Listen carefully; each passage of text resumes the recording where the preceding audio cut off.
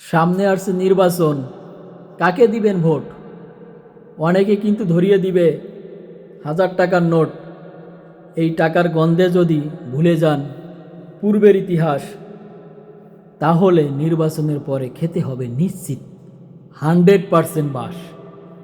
আর এই বাস যদি খেতে না চান, দেশকে যদি ভালোবেসে থাকেন, তাহলে আপনার মূল্যবান ভোটটি আপনার দেশপ্রেমিক সৎ যোগ্য ব্যক্তিকে দিবেন এবং চাঁদাবাজ মুক্ত, টেন্ডারবাজ মুক্ত, সন্ত্রাসী মুক্ত, আধিপত্য মুক্ত বাংলাদেশ যদি গড়তে চান, তাহলেই এই 3টা জিনিস দেখবেন।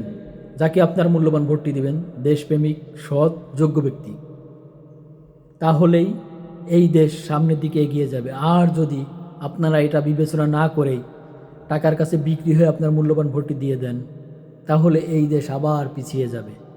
তাই সবাইকে বলবো, সতর্ক হয়ে জেনে শুনে বুঝে আপনার মূল্যবান ভোটটি মূল্যবান ব্যক্তিকে দিবেন, যে আপনার বিপদে এবং দেশের স্বার্থে, জনগণের স্বার্থে কাজ করবে। সবাই ভালো থাকবেন, সুস্থ থাকবেন। আল্লাহ হাফেজ।